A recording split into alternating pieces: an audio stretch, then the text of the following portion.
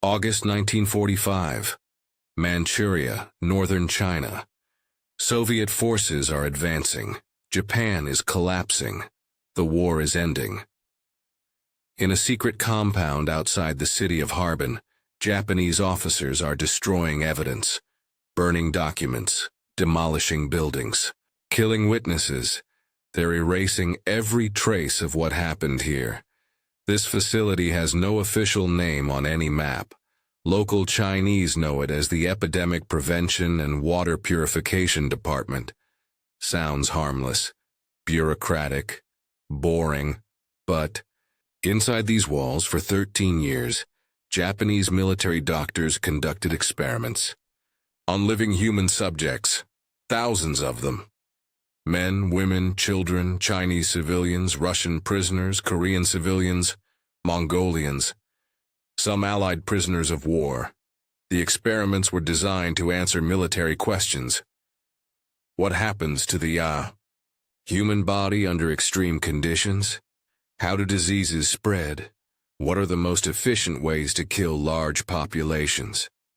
How much can a human being endure before death? The subjects were called logs. Not prisoners, not people. Logs, like pieces of wood, ready to be cut, burned, discarded.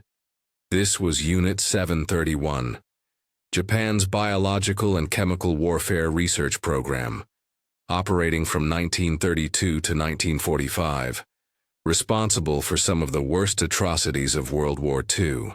Atrocities that remained hidden for decades. This is their story.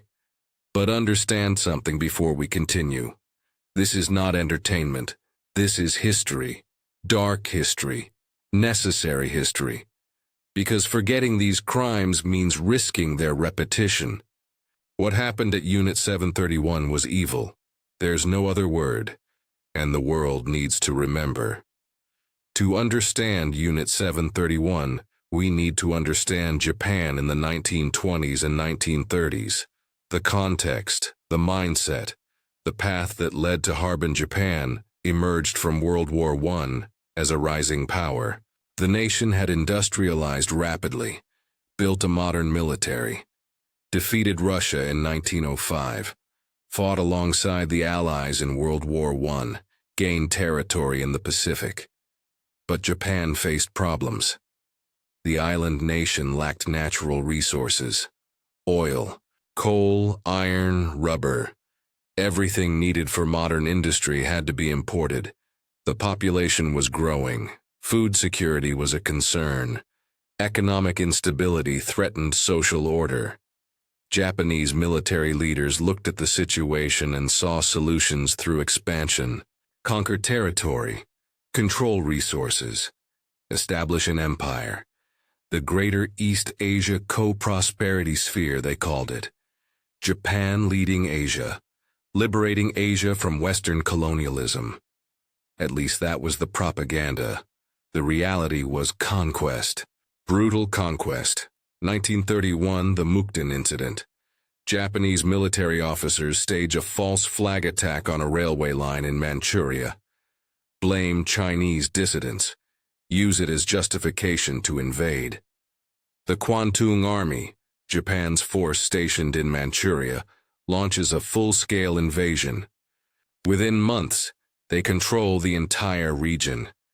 Establish the puppet state of Manchukuo. Install the last Chinese emperor, Puyi, as a figurehead ruler. But real power belongs to the Japanese military. International condemnation follows. The League of Nations demands withdrawal. Japan refuses, leaves the League of Nations instead, continues the occupation. Manchuria becomes Japan's testing ground for occupation policies, for resource extraction, for military experiments, for everything that will later be applied across occupied Asia. And it's here, in this newly conquered territory, that Unit 731 will be born. Lieutenant General Shiro Ishii is a military doctor, born in 1892 in Chiba Prefecture, from a wealthy landowning family, intelligent, ambitious, arrogant, educated at Kyoto Imperial University, one of Japan's most prestigious institutions. Ishii graduates in 1920, joins the Imperial Japanese Army Medical Corps, rises quickly. His intelligence is obvious, but so is his ruthlessness, his willingness to challenge conventional thinking, his ambition to make his mark. In the 1920s, Ishii travels to Europe and the United States, officially studying medicine and public health, unofficially observing Western military technology. He's particularly interested in chemical and biological warfare. World War I introduced chemical weapons on a massive scale. Mustard gas, chlorine, phosgene, tens of thousands killed, hundreds of thousands injured. The horror of chemical warfare was undeniable, but so was its effectiveness. The 1925 Geneva Protocol banned the use of chemical and biological weapons in war. Most nations signed, but Ishii noticed something. The protocol banned use, not research, not development, not stockpiling, just use. Ishii returned to Japan with an idea. If war was coming and everyone believed it was, Japan needed every advantage. Chemical weapons were known. Other nations had them. But biological weapons were less developed, less understood, potentially more devastating. A plague could kill millions. A weaponized disease could cripple an enemy nation without destroying infrastructure. The victims would blame nature, not Japan. The perfect weapon. Ishii wrote proposals, presented to military commanders, lobbied influential officers, argued his case with passion and conviction. Some officers were skeptical. Biological weapons seemed unreliable, unpredictable, potentially dangerous to Japanese forces as well, but others were intrigued. Japan was preparing for war with China, eventually with the Soviet Union, possibly with the United States. Against such opponents, Japan needed every advantage. Ishii got his approval and his funding. 32. Ishii establishes his first research facility in Zhongma Fortress near Harbin.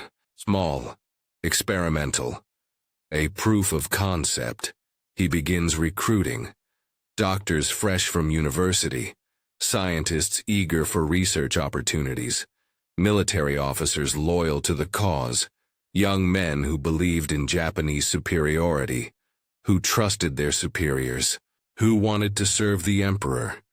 The official mission is epidemic prevention, studying diseases that affect troops, developing vaccines, improving sanitation, legitimate military medicine. The actual mission is very different. Ishii begins acquiring test subjects.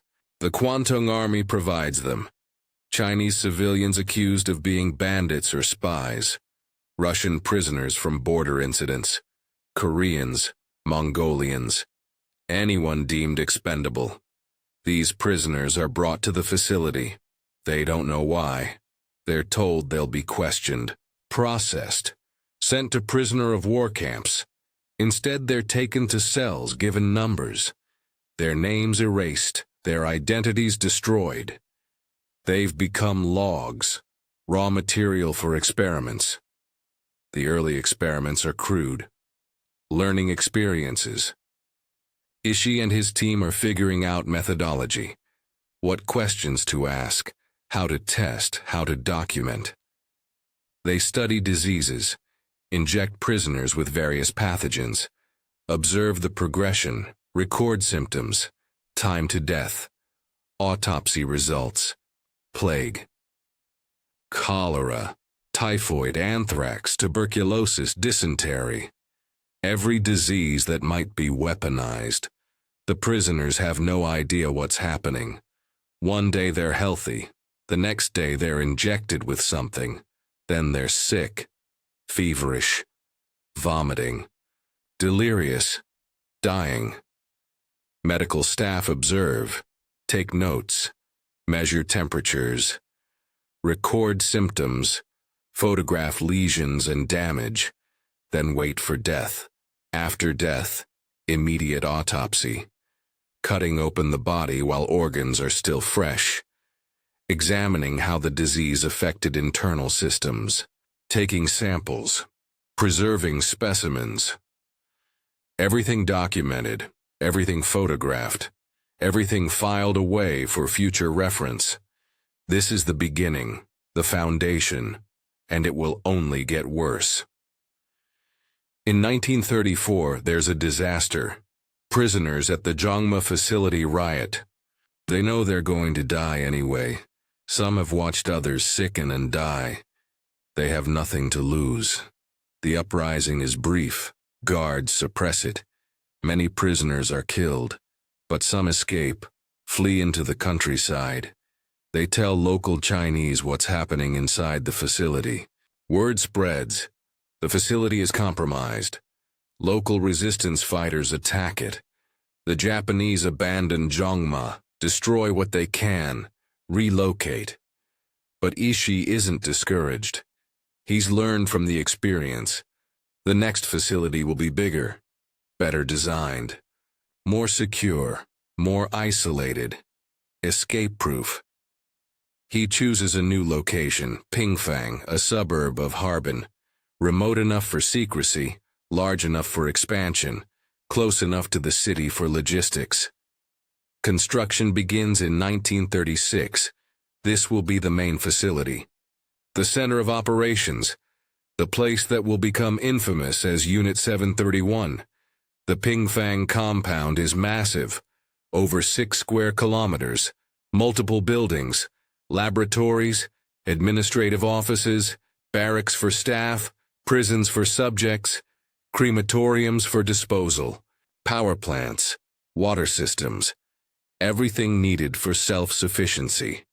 The main building is 3 stories tall, reinforced concrete, over 100 rooms, laboratories equipped with the latest technology, operating rooms, autopsy rooms, refrigeration for storing samples, advanced microscopes, chemical analysis equipment, everything a modern research facility needs.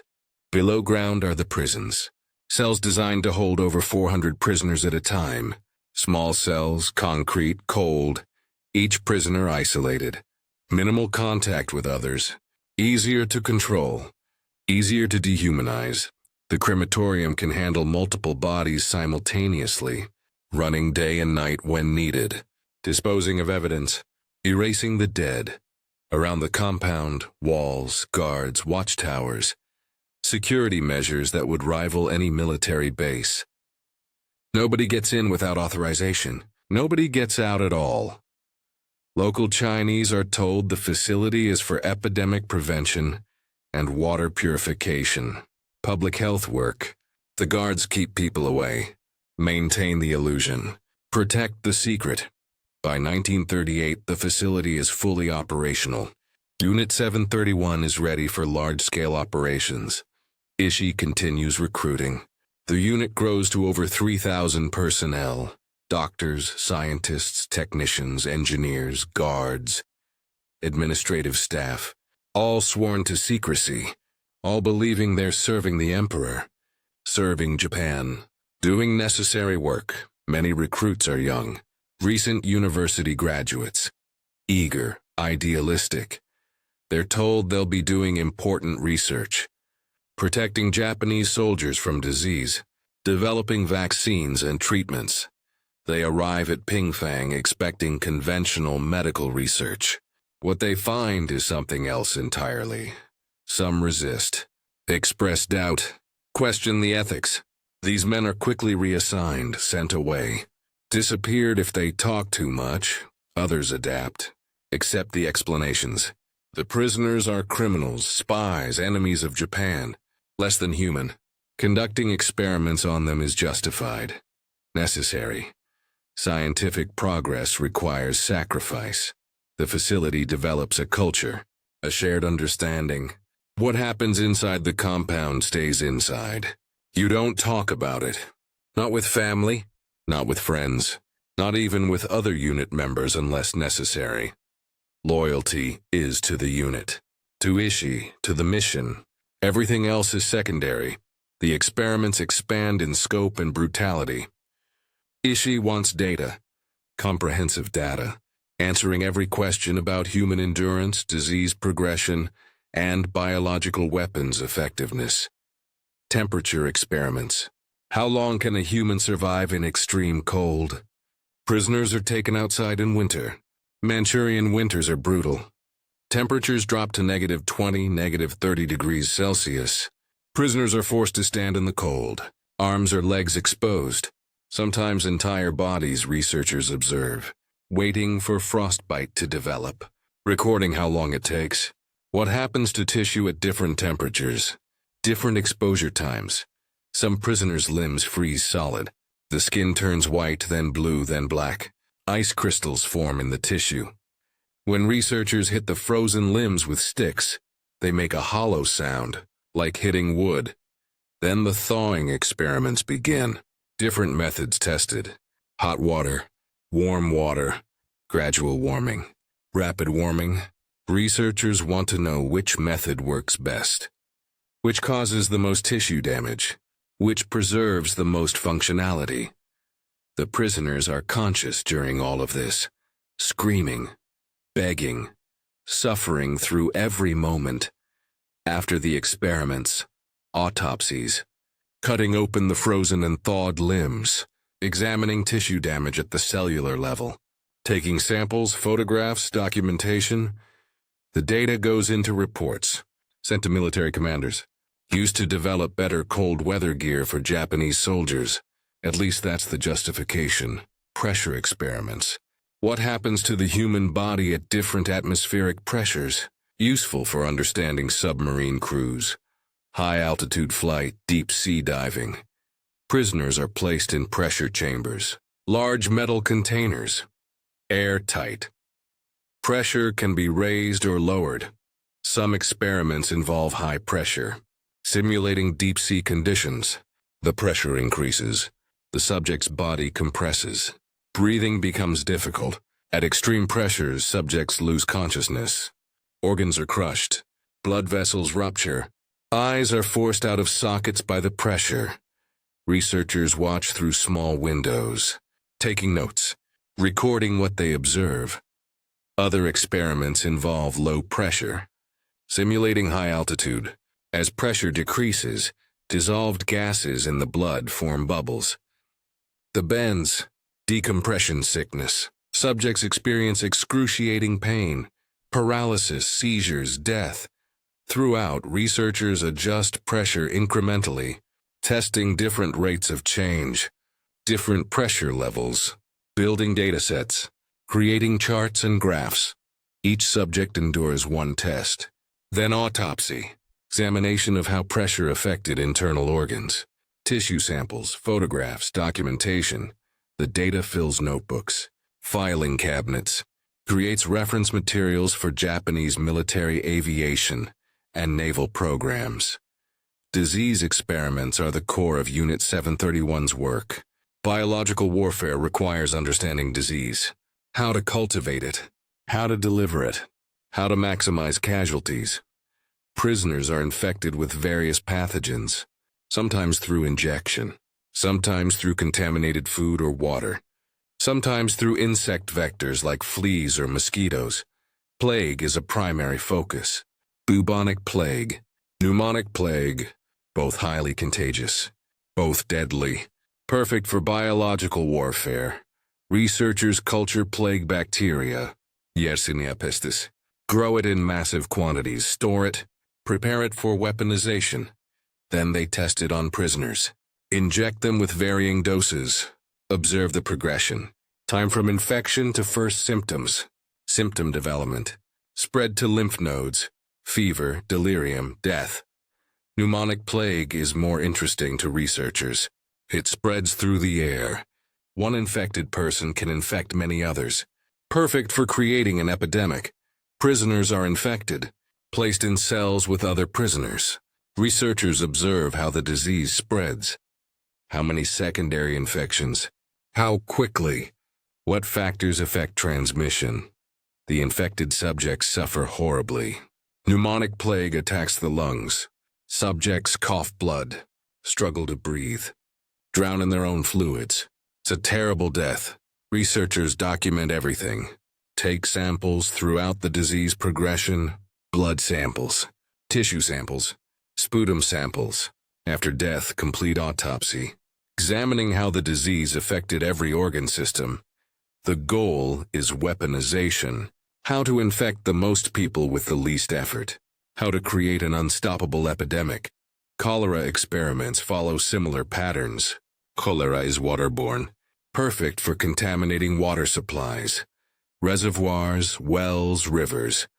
Prisoners are given water contaminated with cholera, different concentrations, different strains. Researchers record how quickly symptoms develop. Severity of diarrhea, dehydration rates, time to death. Cholera kills through dehydration. Victims lose massive amounts of fluid. The body shuts down. Death can come within hours if untreated. Researchers don't treat. They observe. Measure fluid loss. Record vital signs. Wait for death. Then autopsy. The data informs weaponization plans. How much bacteria needed to contaminate a water supply? How long does it survive in different water conditions? What factors affect transmission? Similar experiments with typhoid, anthrax, tuberculosis, and other diseases. Each one studied methodically. Each one weaponized. Vivisection experiments are the most disturbing. Live dissection. Cutting open living subjects to observe organs in real time. The justification is scientific. Autopsies on dead subjects are useful, but organs stop functioning at death. To truly understand how diseases affect living organs, you need to observe living organs. So researchers perform surgery on conscious prisoners. Without anesthesia, some claim anesthesia would affect the organ's function, compromise the data. Others admit anesthesia is available but not used because screaming doesn't affect the results. Subjects are strapped to operating tables. Conscious, aware. Surgeons cut open chest cavities, abdominal cavities, exposing organs. Researchers observe beating hearts. Functioning lungs, digestive systems in action. How disease affects each organ while the subject is alive. The subjects experience unimaginable pain, screaming, begging, pleading for death. But the experiments continue until natural death or until the organs are too damaged to provide useful data. Then the body is disposed, cremated, another number added to the death toll. Weapons testing uses prisoners as targets, testing effectiveness of various weapons at different ranges. Grenades. Prisoners are tied to stakes at various distances. 5 meters, 10 meters, 20 meters. Grenades detonated.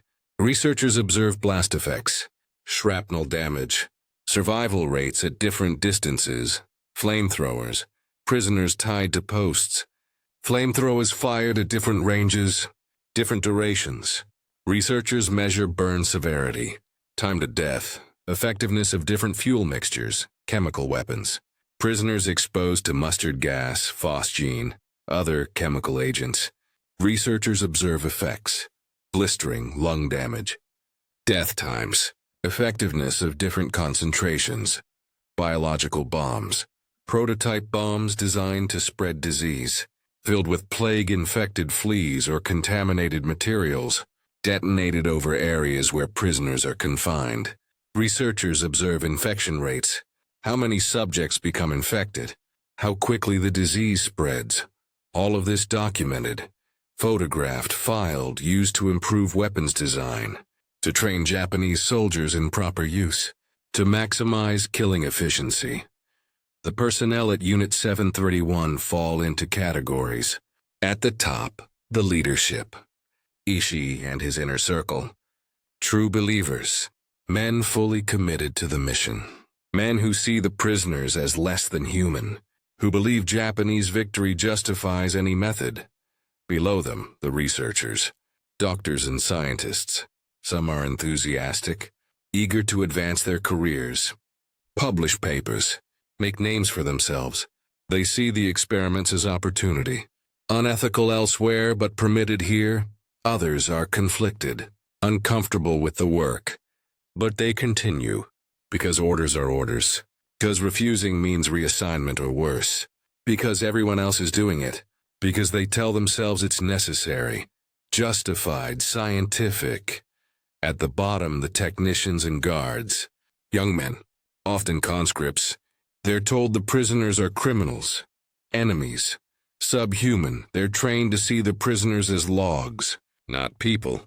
Just materials. Some adapt easily, take pleasure in cruelty, exercise power over helpless victims. These men become the worst guards, the ones who torture for entertainment. Others struggle, feel guilt, have nightmares. But they continue, because disobedience means punishment, because peer pressure is intense, because leaving the unit is nearly impossible. The facility operates on collective guilt. Everyone is complicit. Everyone has blood on their hands. So everyone keeps the secret. The subjects at Unit 731 come from multiple sources. The majority are Chinese civilians, accused of being resistance fighters, spies, bandits. Sometimes the accusations are true. Often they're not. It doesn't matter. Once accused, they're sent to Unit 731. The Kempe Tai, Japanese military police, provide most subjects. They conduct raids in occupied territory, arrest anyone suspicious, anyone who resists Japanese rule, anyone in the wrong place at the wrong time. Sometimes entire families are arrested. Men, women, children, all sent to Pingfang, all destined to become logs. Russian prisoners come from border conflicts. The Soviet Union and Japan have tense relations. Skirmishes occur regularly. Prisoners are taken. Instead of POW camps, some are sent to Unit 731 Koreans, Mongolia and other occupied peoples.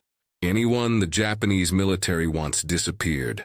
Some Allied prisoners of war. American, British, Australian, Dutch. Not many, but some. This violates international law, Geneva Conventions. But Unit 731 operates outside law, outside morality. The subjects are processed upon arrival, names taken but then erased. Assigned numbers, stripped, deloused, medical examination, then cells, waiting for their turn. Some subjects know what's coming. Heard rumors, whispers, they wait in terror. Others are kept ignorant, told they'll be released, sent to work camps, anything to keep them compliant. Either way, none survive. Everyone sent to Unit 731 dies there, either through experiments or through execution when they're no longer useful. The death toll is staggering. Conservative estimates suggest at least 3,000 people died directly through experiments. Other estimates go higher, 10,000 or more. Records were destroyed. Exact numbers are impossible. Unit 731 doesn't just experiment. They weaponize, create actual biological weapons for use in warfare. The primary weapon is the plague bomb. Ceramic bombs filled with plague-infected fleas, designed to shatter on impact, release the fleas over populated areas. The fleas bite civilians, spread plague. Researchers develop optimal designs. What size bomb works best? What type of ceramic? How many fleas per bomb? How to keep the fleas alive during storage and delivery. They test prototypes, first on prisoners in controlled environments, later in actual combat conditions. By 1940, Unit 731 has operational plague bombs, ready for use against Chinese cities. The biological warfare attacks begin in 1940. The targets are Chinese cities in areas where Japanese forces are fighting Chinese resistance. Ningbo. October 1940, Japanese aircraft fly over the city, drop ceramic bombs. The bombs shatter, release clouds of infected fleas. The fleas spread, bite civilians. Within days, plague breaks out. The death toll is disputed. Chinese sources claim over 500 deaths. Japanese records are vague. Either way, it's a massacre. Unit 731 researchers enter the city afterward, disguised as epidemic control officers. They're there to study the outbreak, document transmission rates, observe symptoms, gather data on their weapons' effectiveness. Changde, November 1941. Another attack. More plague bombs. Another outbreak. Hundreds dead, thousands infected, other cities. Other attacks. Some documented, some lost to history. Chinese civilians die in agony, never knowing they're victims of biological warfare. The attacks continue through 1942, then stop, not because of ethics, because the military effectiveness doesn't match expectations. Plague is hard to control. Sometimes it spreads beyond target areas. Sometimes it doesn't spread enough. Weather affects results. Too many variables. Unit 731 shifts focus. Other delivery methods. Other diseases. Continuing research. Continuing experiments. But biological warfare has another effect. Beyond the immediate deaths, the terror, the paranoia, Chinese civilians learn to fear the aircraft. The mysterious outbreaks, they don't always know it's biological warfare. They suspect, spread rumors. Fear grows. Public health systems are overwhelmed. China lacks resources to combat major epidemics. Medical supplies are scarce. Trained doctors are rare in rural areas. When plague or cholera hits, communities are devastated.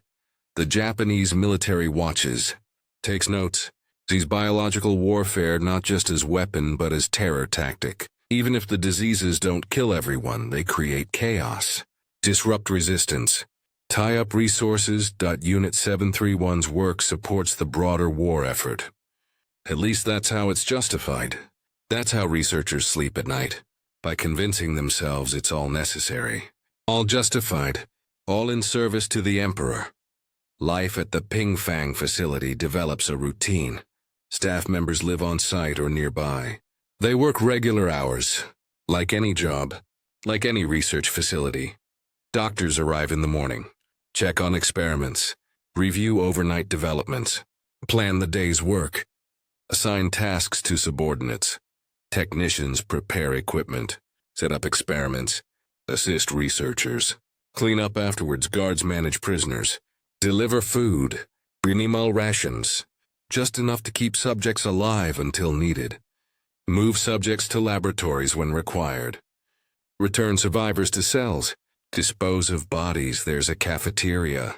Staff eat together, discuss work, make jokes, form friendships, date, marry, normal social relationships, all while conducting horrific experiments meters away. There's entertainment, sports, movies, social events. Days off, leave to visit Harbin, normal military base activities. This normalization is disturbing. How do people conduct torture all day then go home and play baseball? How do they compartmentalize? The answer is dehumanization. Complete dehumanization of the subjects. They're not people. They're logs, experimental materials, no different from lab rats or test tubes. Once you accept that premise, everything else follows. You can dissect a log without guilt. You can freeze a log without remorse. You can kill a log and sleep soundly. The language reinforces this. Subjects are never called people, never referred to with human terms. Always logs.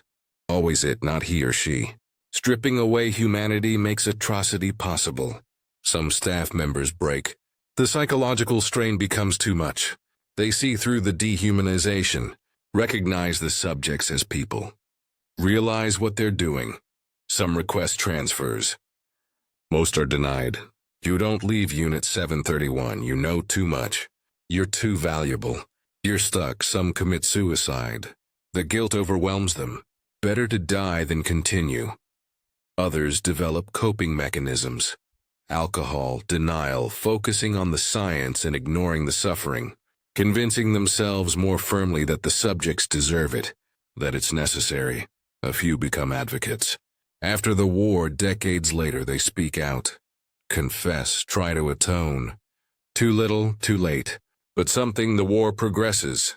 By 1944, Japan is losing. The tide has turned. American forces are advancing across the Pacific. China is resisting. The Soviet Union looms to the north. Unit 731 continues operating. In fact, work intensifies. Desperation drives research. Japan needs a miracle weapon, something to turn the tide. Biological weapons might be that miracle. Ishii pushes his researchers. More experiments, faster results. Develop more effective weapons, more deadly, more reliable, more deployable. Plans are made for large-scale biological warfare against American forces, against Chinese cities, against the Soviet Union, massive attacks, attempting to create epidemics that will cripple enemies. Some plans are executed, small-scale attacks, testing new weapons, new delivery systems. Other plans remain theoretical. Too ambitious, logistics too complex, resources too limited. By early 1945, it's clear Japan will lose. But Unit 731 continues. Orders are orders. Work continues until told to stop. August 1945. The atomic bombs fall. Hiroshima, Nagasaki. The Soviet Union declares war on Japan. Invades Manchuria. The Red Army advances rapidly. The Japanese military in Manchuria collapses. Retreat becomes rout. Chaos spreads. Ishii receives orders. Destroy Unit 731. Leave no evidence. No witnesses. Nothing for the Soviets to find.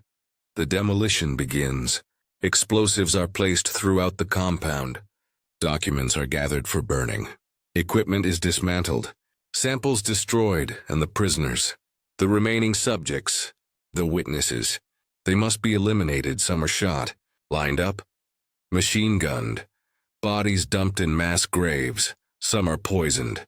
Given contaminated food. Dying in their cells. Some are released. Told they're free. Given food and clothing. They walk away from the compound. Then guards shoot them in the back. Bodies left where they fall. The crematoriums run constantly. Burning bodies. Burning evidence. Smoke rises over Pingfang for days. By the time Soviet forces arrive, the compound is ruins. Burned buildings. Demolished laboratories. Empty cells. A few bodies, but most of the evidence is gone. The staff has evacuated, fled south, returned to Japan, taking their secrets with them. The cover-up is comprehensive. Most Unit 731 personnel scatter, return to civilian life, become doctors, professors, businessmen. They don't talk about the war. Don't mention Unit 731. Live quietly. Some are captured by Soviets, interrogated, some confess. Provide details. The Soviets conduct trials. The Khabarovsk war crime trials. 1949. Some Unit 731 members are convicted, sentenced to prison, serve time in Soviet labor camps. But most escape justice, particularly the leadership. Ishii and his inner circle flee to Japan. American occupation forces find them. The Americans face a decision. Prosecute them as war criminals, or use them. The Cold War is beginning. The Soviet Union is the new enemy. America wants advantages. Biological warfare is a potential advantage, but development requires data, research, years of work. Or they could just take Unit 731's data, 13 years of human experiments, results that would be impossible to obtain ethically. The decision is made at the highest levels. General Douglas MacArthur approves it. The U.S. government authorizes it. The deal is simple. Ishii and his researchers will provide complete data. Everything. In exchange for immunity from war crimes prosecution. Ishii agrees. He has no choice. It's immunity or execution. He hands over everything. Documents, photographs, films, slides, specimens, detailed reports of every experiment. The Americans take it all. Ship it to Fort Detrick, Maryland. The U.S. Army Biological Warfare Research Facility. Classify it, study it, use it. In exchange, Ishii and his top researchers are protected. No prosecution, no trials, no punishment. The deal is kept secret, even from Allied powers. The Soviets suspect but can't prove it. The Chinese demand justice but are ignored. The Western world never knows. Unit 731's crimes are buried, hidden, classified. Ishii returns to civilian life. Lives quietly in Tokyo, he's wealthy. His family's land holdings provide income. He never has to work. He dies in 1959, throat cancer, age 67, in his own bed, surrounded by family. Peaceful death. He never faced justice, never apologized, never acknowledged his crimes publicly, never expressed remorse. His funeral is attended by colleagues, former Unit 731 members. They remember him fondly. A brilliant researcher, a dedicated officer, a man who served his country. The victims are not mentioned, not remembered, not mourned. Other Unit 731 members thrive after the war. Their experience at Unit 731 becomes credentials, proof of research experience. They leverage it into successful careers. One becomes president of the Japan Medical Association, leading the country's doctors. Another becomes president of the Japan Olympic Committee, organizing international sports. Several become university professors, teaching medicine, training the next generation of doctors. Others run hospitals, pharmaceutical companies, research institutes. They benefit from their crimes, build successful lives on foundations of murder. Some are discovered, exposed, but most escape consequences, retirement, natural death, taking their secrets to their graves. Not a handful alive into the 1990s and 2000s die as old men, respected, honored, never punished. The injustice is staggering. The truth begins emerging in the 1980s. Slowly, incompletely, journalists start investigating, following leads, interviewing survivors. The few who remain, Chinese survivors who remember the biological warfare attacks, who saw their families die, who watched plague spread through their communities. Former Unit 731 members begin talking, some out of guilt, wanting to confess, wanting forgiveness, others because they're dying. Final confessions, deathbed revelations. Documents are discovered, hidden, forgotten, filed away in archives. Some in Japan, some in America, some in Russia. Photographs surface. Horrifying images. Experiments in progress. Victims suffering. Evidence books are published. Academic studies. Popular histories. The story spreads. The world learns. Slowly, gradually. The full scope of Unit 731's crimes. The Japanese government's response is complicated. Some officials acknowledge the crimes, express regret, issue statements. Others deny, minimize, claim evidence is exaggerated, the death tolls are inflated, that experiments were justified by wartime necessity. Legal cases are filed, survivors seeking compensation, recognition, justice. Most cases fail. Courts rule that war reparations were settled by treaties in the 1950s. No additional compensation is required. Claims are dismissed. A few cases succeed. Partial victories. Official acknowledgement that experiments occurred, that victims suffered, but no financial compensation. The Japanese government has never issued a full official apology specifically for Unit 731. General statements about wartime atrocities included implicitly, but specific acknowledgement and apology still lacking. This remains a point of tension between Japan and China, between Japan and Korea, between Japan and its own history. Education about Unit 731 varies. In China, it's taught. Museums exist. The Harbin facility is preserved as a memorial. School curricula include it. In other countries, coverage is limited, sometimes mentioned in World War II history, often overlooked. The European theater gets more attention. The Holocaust is emphasized. Unit 731 is a footnote. In Japan, the topic is sensitive. Some textbooks mention it. Others barely touch on it. Some conservative politicians and activists deny or minimize the atrocities. There's ongoing debate. How should this history be taught? How much detail is appropriate? At what age should students learn about it?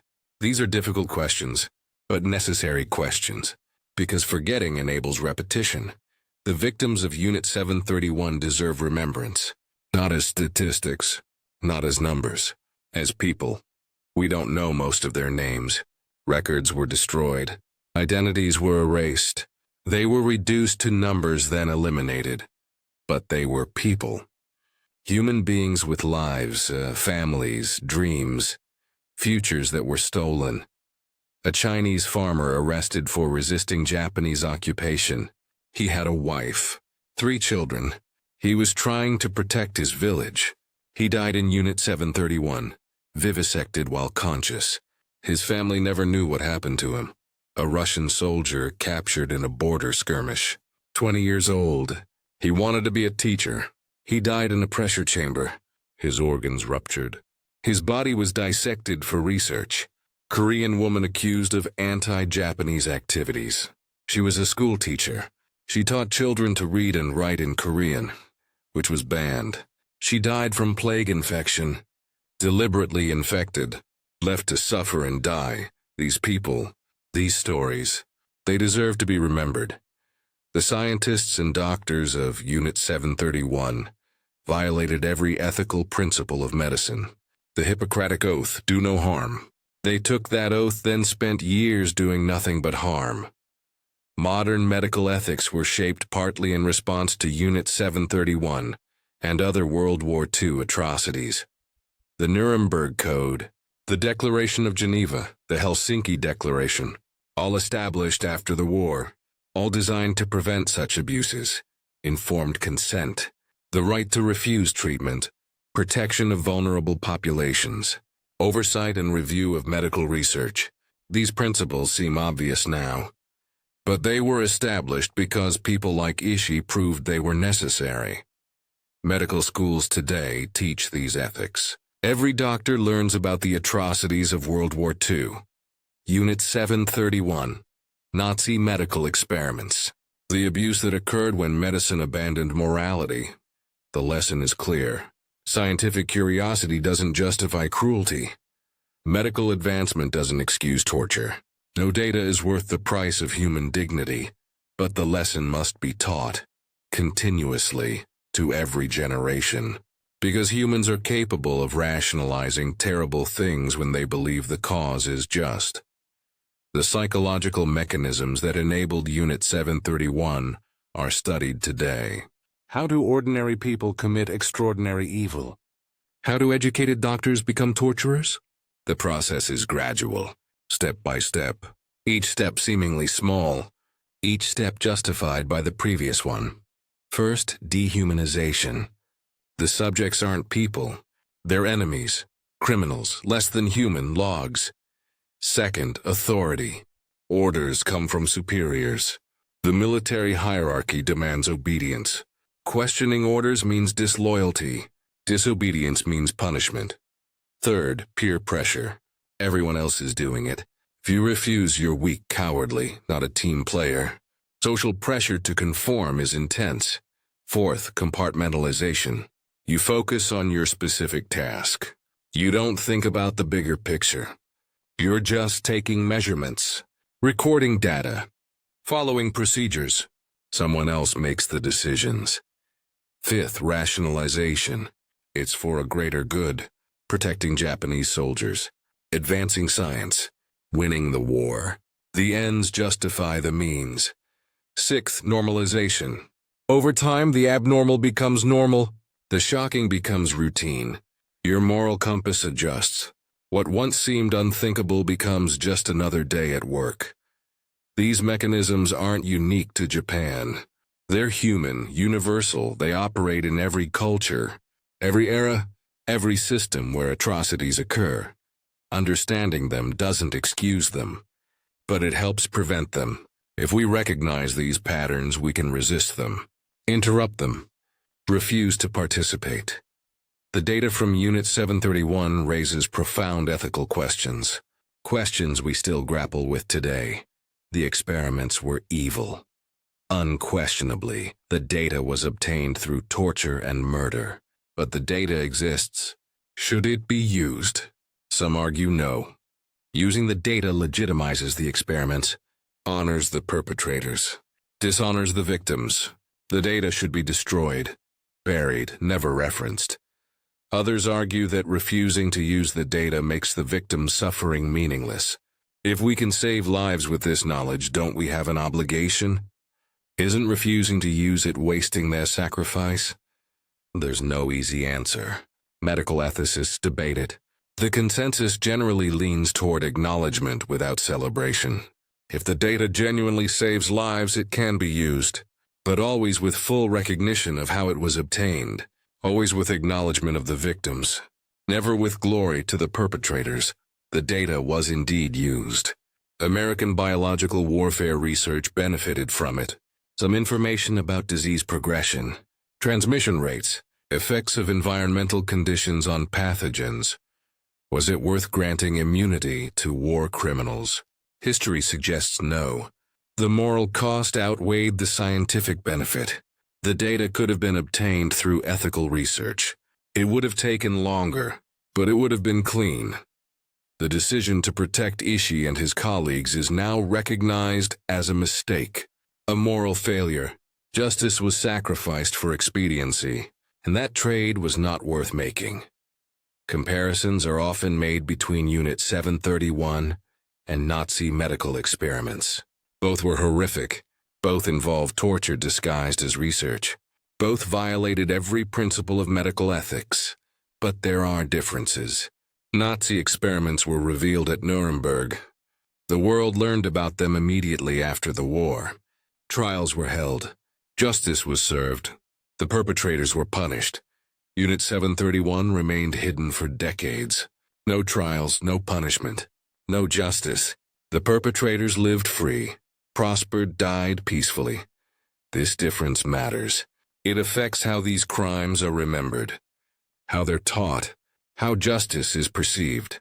The Holocaust is well documented, well remembered, extensively studied. Never again is a mantra. Education is widespread. Memorials exist worldwide. Unit 731 is less known, less studied, less remembered. Especially in the West, it's a footnote in many World War II histories. An aside in the Pacific War narrative.